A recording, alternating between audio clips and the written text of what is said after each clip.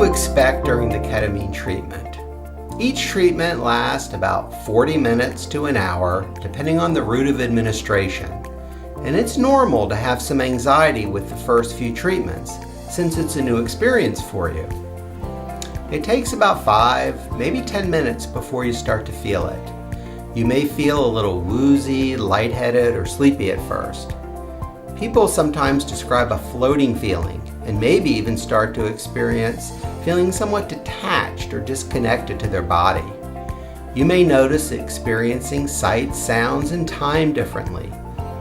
It's considered a dissociative drug, and that may be a very important part of the treatment effect, maybe even necessary for it to work in some people.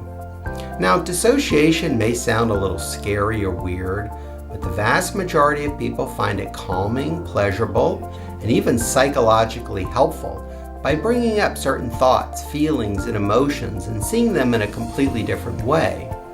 A few people will say it was just weird, not good or bad, just weird, and some just don't like the feeling at all, but that's pretty unusual. Most people during ketamine know what's going on around them and remember much of the experience. Even with that detached or dissociative experience, at the doses we use, you're not likely to feel out of control. I actually find most people can think pretty clearly during the treatment.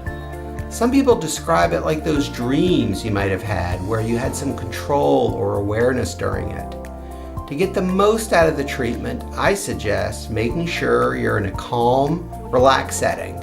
That means no phones, no emails, no texts, no TV, nothing too jarring or stimulating. And the right music can enhance the experience for some people, but others just prefer quiet. It's a time out for your mind and your body. And it's only 40 minutes, so it's okay to check out from the stressors of life for such a short period of time. So everybody's experience can be different, and the feelings during a treatment are often hard to describe in words. The nice thing about IV ketamine is if it ever feels bad or too much, we can always slow it down or stop the IV, and whatever you're feeling will go away within a few minutes. It's pretty uncommon to have to do that, but it's nice to know that you can. Usually oral and intranasal ketamine are done at such low doses the first few times that if you don't like it, those feelings won't be very strong or won't last very long.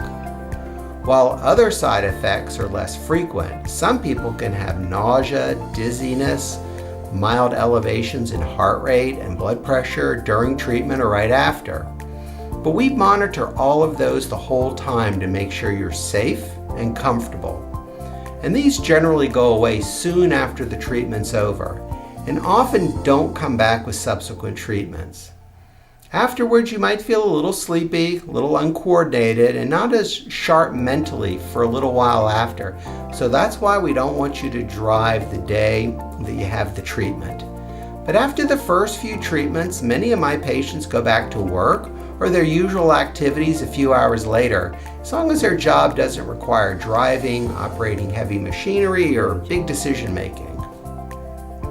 While ketamine has been a game changer for many people with depression, it's not for everyone, and not tolerating ketamine or responding to it doesn't mean there aren't many other treatment options available.